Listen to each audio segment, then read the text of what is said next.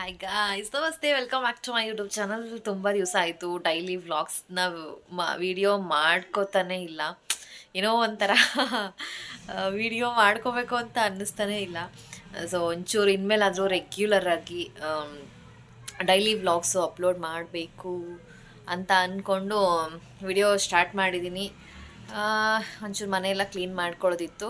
ಒಂದು ಕಡೆಯಿಂದ ಎಲ್ಲ ಬೆಡ್ ಸ್ಪ್ರೆಡ್ ಎಲ್ಲ ತೆಗೆದು ಮತ್ತು ಹೊಸ ಬೆಡ್ ಸ್ಪ್ರೆಡ್ ಎಲ್ಲ ಹಾಕಿ ಕ್ಲೀನ್ ಮಾಡ್ಕೊತಾ ಇದ್ದೀನಿ. ಪುನರ್ವ ಹೊರಗಡೆ ಅವ್ನ ಪಾಡಿಗೆ ಅವ್ನು ಆಟಾಡ್ಕೊತಿದ್ದಾನೆ. ನಾನು ದಿನ ಹೀಗೆ ಅವನಷ್ಟಕ್ಕೆ ಅವ್ನು ಆಟಾಡ್ಕೊಂಬಿಟ್ರೆ ನಂಗೊಂಚೂರು ತಾಪತ್ರಯನೇ ಇರಲ್ಲ. ನನ್ನ ಪಾಡಿಗೆ ನಾನು ನೋಡಿ ಹಿಂಗಿದೆ ಕೆಲಸ ನಂದು. ನನ್ನ ಪಾಡಿಗೆ ನಾನು ಕೆಲಸ ಮುಗಿಸ್ಕೊಬೋದು. ಓಕೆ ಗಾಯ್ಸ್, ಬನ್ನಿ ಈ ವಿಡಿಯೋದಲ್ಲಿ ಏನೆಲ್ಲ ಇರುತ್ತೆ ನೋಡೋಣ.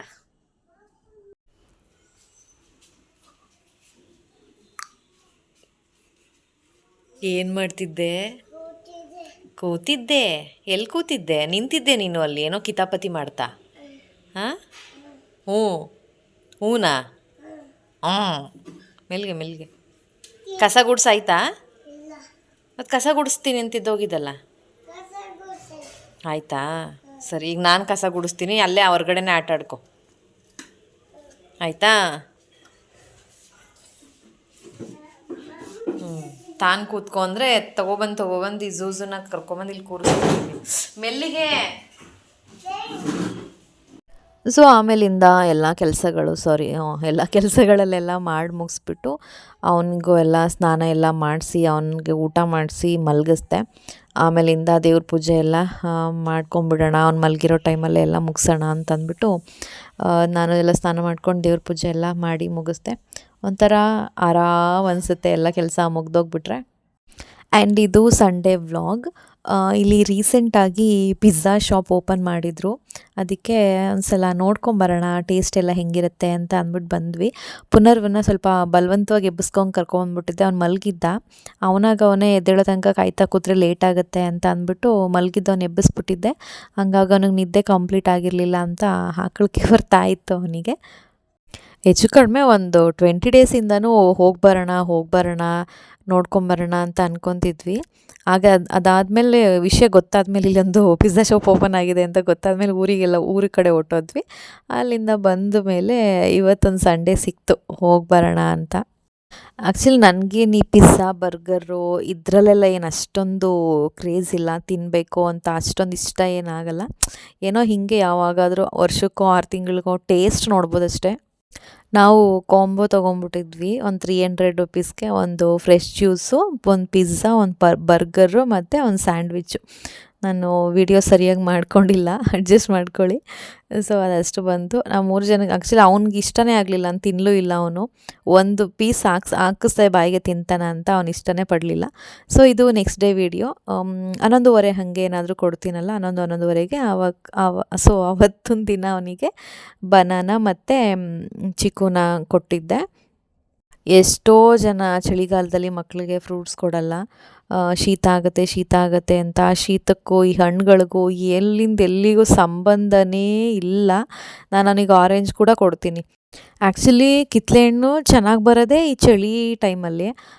ಸೀಸನಲ್ಲಿ ಸಿಗೋವಂಥ ಫ್ರೂಟ್ನ ಯಾಕೆ ಬಿಡಬೇಕು ಅಲ್ವಾ? ಸೊ ಹಂಗಾಗಿ ನಾನು ಅವನಿಗೆ ಚಳಿಗಾಲ ಅಂತ ಅಂದ್ಬಿಟ್ಟು ಕಿತ್ತಳೆ ಹಣ್ಣು ಕೊಡದೇ ಇರೋದು ಹಂಗೆಲ್ಲ ಮಾಡಲ್ಲ. ಆ್ಯಕ್ಚುಲಿ ಅದರಲ್ಲಿ ವಿಟಮಿನ್ ಸಿ ಇರೋದ್ರಿಂದ ಅದು ಆ್ಯಕ್ಚುಲಿ ಒಳ್ಳೆಯದು. ನೆಗಡಿಗೆ ಈ ಥರದ್ದೆಲ್ಲ ಮಕ್ಳಿಗೆ ಬರ್ದಿರೋ ಥರ ಅವಾಯ್ಡ್ ಮಾಡುತ್ತೆ ಅಂತ ನನಗೆಲ್ಲೋ ಕೇಳಿದ ನೆನಪು. ಸೊ ನಾನು ಅದನ್ನು ಕಿತ್ತಳೆ ಹಣ್ಣು ಕೂಡ ನಾನು ಅವನಿಗೆ ಕೊಡ್ತೀನಿ, ಬಟ್ ಡೈಲಿ ಕೊಡಲ್ಲ ಅಷ್ಟೇ. ಯಾವುದೇ ಆದರೂ ಒಂದು ಲಿಮಿಟಲ್ಲಿ ಇರಬೇಕು. ಅತಿ ಆದರೆ ಅಮೃತನೂ ವಿಷನೇ ಆಗುತ್ತೆ. ಸೊ ಡೈಲಿ ಕೊಡಲ್ಲ, ವಾರದಲ್ಲಿ ಒಂದು 3 ಸಲ 3 ದಿನ ಏನಾದರೂ ಕೊಡ್ತೀನಿ, ಆ ಥರ ಅಷ್ಟೇ. ಮೀಶೋಯಿಂದ ಒಂದು ದಿವಾನ್ ಸೆಟ್ ಬುಕ್ ಮಾಡಿದ್ದೆ. ಸೊ ಅದೆಲ್ಲ ಅರೇಂಜ್ ಮಾಡ್ಕೊತಾ ಇದ್ದೆ. ಜಸ್ಟ್ ಬೆಡ್ ಸ್ಪ್ರೆಡ್ ಹಾಕಿ ಬಿಟ್ಬಿಟ್ಟಿದ್ದೆ. ಇದೆಲ್ಲ ಕವರೆಲ್ಲ ಹಾಕಿರಲಿಲ್ಲ, ಚೇಂಜ್ ಮಾಡಿರಲಿಲ್ಲ. ಅದನ್ನು ಇವಾಗ ಫ್ರೀ ಇದ್ನಲ್ಲ ಅಂತ ಚೇಂಜ್ ಮಾಡ್ಕೊತಾ ಇದ್ದೆ. ಇದು ಡಿಸ್ಕ್ರಿಪ್ಷನ್ ಬಾಕ್ಸಲ್ಲಿ ಈ ಪ್ರಾಡಕ್ಟು ಲಿಂಕ್ ಕೊಟ್ಟಿರ್ತೀನಿ. ಸಕ್ಕತ್ತಾಗಿ ಬಂದಿದೆ ಮಾತ್ರ. ಸ್ಮಾಲ್ ಪಿಲ್ಲೋ ಕವರು 5 ಬಂದಿತ್ತು, ಆದರೆ ನಾನು 3 ಯೂಸ್ ಮಾಡ್ತಿರೋದ್ರಿಂದ ಬರೀ 3 ಮಾತ್ರ ಹಾಕಿದೆ. ಇನ್ನೆರಡು ಹಾಗೆ ಇಟ್ಕೊಂಡೆ. ತಗೋಬೇಕು ಆ್ಯಕ್ಚುಲಿ, ಇನ್ನೊಂದು 2 ಚೆನ್ನಾಗಿ ಕಾಣಿಸುತ್ತೆ. ಪ್ರೈಸ್ ಎಷ್ಟು ಮರ್ತೋಗ್ಬಿಟ್ಟಿದ್ದೀನಿ. ಅದು ತುಂಬ ಜಾಸ್ತಿನೂ ಏನಲ್ಲ, ಆರಾಮಾಗಿ ಅದು ಪ್ರೈಸ್ ಏನಿದೆ ಅದು ಆರಾಮಾಗಿ ಕೊಡ್ಬೋದು ಆ್ಯಕ್ಚುಲಿ. ಈ ಒಂದು ಮೆಟೀರಿಯಲ್ಗೆ. ಕ್ಲಾತ್ ಕೂಡ ಅಷ್ಟೇ ಚೆನ್ನಾಗಿದೆ. ನೋಡಿದ ತಕ್ಷಣ ಒಂಥರ ಇಷ್ಟ ಆಯಿತು. ಒಂದು ಲುಕ್ಕಾಗಿ ಕಾಣಿಸುತ್ತೆ ಹಾಕಿದ್ರೂ. ಸೊ ನಿಮಗೂ ಏನಾದರೂ ಇದು ಒನ್ ಸೆಟ್ ಇಷ್ಟ ಆದರೆ ಡಿಸ್ಕ್ರಿಪ್ಷನ್ ಬಾಕ್ಸಲ್ಲಿ ನಾನು ಲಿಂಕ್ ಕೊಟ್ಟಿರ್ತೀನಿ, ಒಂದು ಸಲ ಬೇಕಿದ್ದರೆ ನೀವು ಚೆಕ್ ಮಾಡಿ. ಅದೆಲ್ಲ ರೆಡಿ ಮಾಡ್ಕೊಂಡಾದಮೇಲೆ ನಾನು ಪುನರ್ವನ್ನ ಮಲಗಿಸ್ದೆ. ಅವನಿಗೂ ಮಲಗೋ ಟೈಮ್ ಬಂದುಬಿಟ್ಟಿತ್ತು, ಬೇಗನೆ ಮಲಗಿಬಿಟ್ಟ ಇವತ್ತು. ಸುಮಾರು ಒಂದು 1/4 ಗಂಟೆ ತಗೊತಾನೆ ಮಲಗೋದಕ್ಕೆ. ಬಟ್ ಇವತ್ತು ಬೆಳಿಗ್ಗೆ 8 ಗಂಟೆಗೆ ಎದ್ದಿದ್ರಿಂದನೋ ಏನೋ ಗೊತ್ತಿಲ್ಲ, ಕರೆಕ್ಟಾಗಿ ಒಂದು 5 ನಿಮಿಷ ಅಷ್ಟೇ ಒಂದು ತೊಡೆ ಮೇಲೆ ಹಾಕ್ಕೊಂಡು ಹಿಂಗಂದೆ, ಒಂದು 5 ನಿಮಿಷಕ್ಕೆ ಪಟ್ಟಂತ ಮಲ್ಕೊಂಬಿಟ್ಟ. ಬೇಗ ಎದ್ದರೆ ಮೋಸ್ಟ್ಲಿ ಈ ಥರ ಬೇಗ ಮಲ್ಕೊಂಬಿಡ್ತಾನೆ. ಒಂದು 9 ಗಂಟೆ ಹಂಗೆ ಎದ್ದರೆ ಒಂದು 1/4 ಗಂಟೆ 20 ನಿಮಿಷ ಅರ್ಧ ಗಂಟೆನೂ ಟೈಮ್ ತೊಗೊಂಬಿಡ್ತಾನೆ ಒಂದೊಂದು ಸಲ. ಸೊ ಈಗ ನಾನು ಒಂದಷ್ಟು ವಿಡಿಯೋ ಎಲ್ಲ ಎಡಿಟ್ ಮಾಡ್ಕೋಬೇಕು, ಹಾಗಾಗಿ ಅವನ್ನ ಮಲಗಿಸ್ಬಿಟ್ಟು ನಾನು ಹೋಗಿ ನನ್ನ ಕೆಲಸನ ಇವಾಗ ಶುರು ಮಾಡ್ಕೊತೀನಿ. ಯಾವಾಗಲೂ ನಮ್ಮ ಮಧ್ಯಾಹ್ನ ಹೀಗೆ ಇರುತ್ತೆ.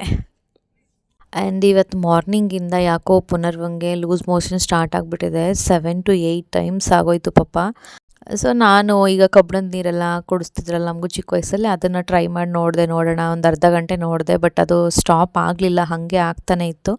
ಅದಕ್ಕೆ ಸುಮ್ಮನೆ ಟೈಮ್ ವೇಸ್ಟ್ ಮಾಡೋದು ಬೇಡ, ಯಾಕಂದರೆ ತುಂಬ ವೀಕ್ ಆಗಿಬಿಡ್ತಾರೆ ಮಕ್ಕಳಾದರೂ ಅಷ್ಟೇ, ನಾವಾದರೂ ಅಷ್ಟೇ.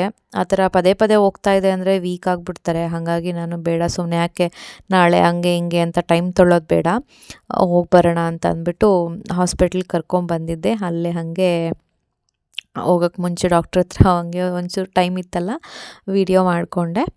ಆಮೇಲಿಂದ ಬಂದು ಸಿರಪ್ಪೆಲ್ಲ ORS ಪೌಡ್ರೆಲ್ಲ ಕೊಟ್ಟಿದ್ದರು, ಅದೆಲ್ಲ ಸ್ವಲ್ಪ ಕುಡ್ದ ಅಷ್ಟೇ.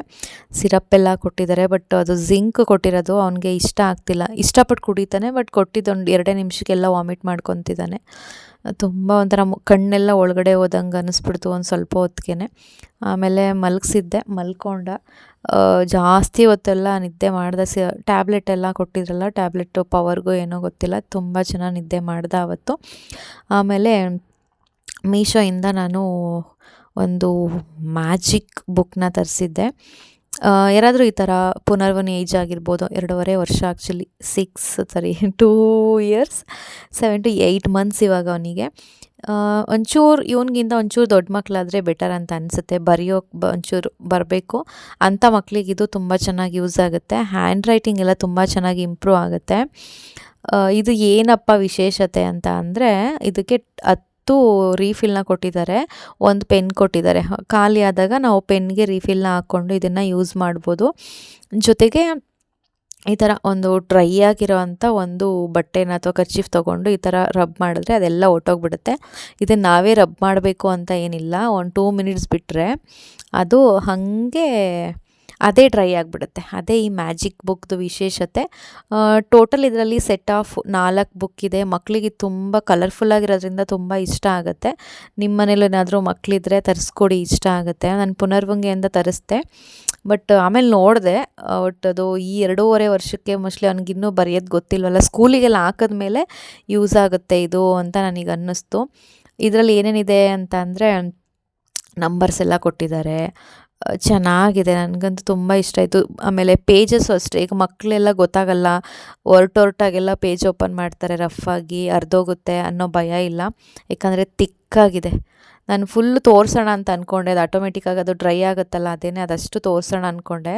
ಬಟ್ ಅದು ಟೈಮ್ ಅದೇ ಹಿಡ್ಕೊಂಬಿಡುತ್ತೆ, ಸುಮ್ಮನೆ ಡ್ರ್ಯಾಗ್ ಮಾಡ್ದಂಗೆ ಆಗುತ್ತೆ ವೀಡಿಯೋನ ಅಂತ ಅನ್ನಿಸ್ಬಿಟ್ಟು ತುಂಬ ತೋರ್ಸೋಕ್ಕೆ ಹೋಗಲಿಲ್ಲ. ನೋಡಿ, ನಾನೇ ರಬ್ ಮಾಡ್ತಿದ್ದೀನಿ. ಜೊತೆಗೆ ಇದರಲ್ಲಿ ಒಂದು ಫಿಶ್ದು ಒಂದು ಇದು ಕೊಟ್ಟಿದ್ದಾರೆ, ಪೆನ್ಗೆ ಅದನ್ನು ಹಾಕ್ಕೊಂಡು ಗ್ರಿಪ್ ಸಿಗುತ್ತೆ ಮಕ್ಕಳಿಗೆ ಬರೆಯೋದಕ್ಕೆ ಅಂತ. ಜೊತೆಗೆ ಡ್ರಾಯಿಂಗ್ಸ್ ಇದೆ, ಆಲ್ಫಬೆಟ್ಸ್ ಇದೆ. ಸೊ ತುಂಬ ಚೆನ್ನಾಗಿದೆ ಬುಕ್ಸ್ ಅಂತೂ, ನನಗೆ ಇಷ್ಟ ಆಯಿತು. ಕ್ವಾಲಿಟಿನೂ ಅಷ್ಟೇ. ಸೊ ನಿಮಗೂ ಏನಾದರೂ ಈ ಪ್ರಾಡಕ್ಟ್ ಬೇಕು ಅಂದರೆ ನಾನು ಡಿಸ್ಕ್ರಿಪ್ಷನ್ ಬಾಕ್ಸಲ್ಲಿ ಈ ಬುಕ್ದು ಲಿಂಕ್ನ ಕೊಟ್ಟಿರ್ತೀನಿ. ನಿಮಗೇನಾದರೂ ಇಷ್ಟ ಆದರೆ ನೀವು ಅದನ್ನು ಬೈ ಮಾಡ್ಕೊಬೋದು. ಓಕೆ ಗಾಯ್ಸ್, ಈ ವ್ಲಾಗ್ನ ನಾನು ಇಲ್ಲಿಗೆ ಎಂಡ್ ಮಾಡ್ತಾಯಿದ್ದೀನಿ. ವಿಡಿಯೋ ಇಷ್ಟ ಆದರೆ ಲೈಕ್, ಶೇರ್ ಆ್ಯಂಡ್ ಕಮೆಂಟ್ ಮಾಡಿ. Thanks for watching. ಮತ್ತೆ ಹೊಸ ವಿಡಿಯೋದಲ್ಲಿ ಸಿಗೋಣ.